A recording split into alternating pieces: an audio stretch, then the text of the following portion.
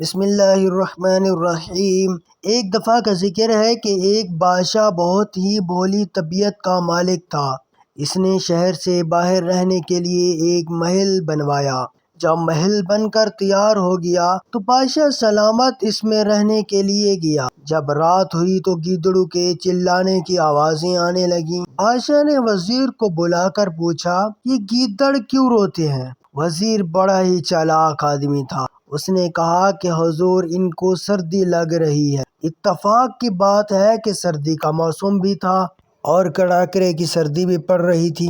بادشاہ نے کہا کہ ان سب گیدڑوں کو ایک ایک کمبل ہماری طرف سے پہنچا دو۔ وزیر نے کہا، اچھا حضور، آپ کے حکم کے مطابق سب گیدڑوں کو ایک ایک مکمل کمبل پہنچا دوں گا۔ دوسرے دن وزیر نے 1000 کمبل خرید کر اپنے گھر بھیج دیے۔ اب جب دوسری رات ہوئی تو پھر وہی گیدڑوں کی آوازیں آنے لگیں۔ بادشاہ نے وزیر کو بلا کر پوچھا کہ تم نے گیدڑوں کو کمبل نہیں پہنچایا؟ وزیر نے کہا کہ حضور، سب گیدڑوں کو ایک ایک کمبل پہنچا دیا ہے۔ بادشاہ نے کہا، پھر یہ گیدڑ کیوں رو رہے ہیں؟ وزیر نے کہا، حضور، اب یہ گیدڑ رو نہیں رہے بلکہ آپ کے لیے دعا کر رہے ہیں۔ کہ اس پر بادشاہ نے کہا، ٹھیک ہے، دعا کر رہے ہیں تو کرنے دو، منع مت کرو۔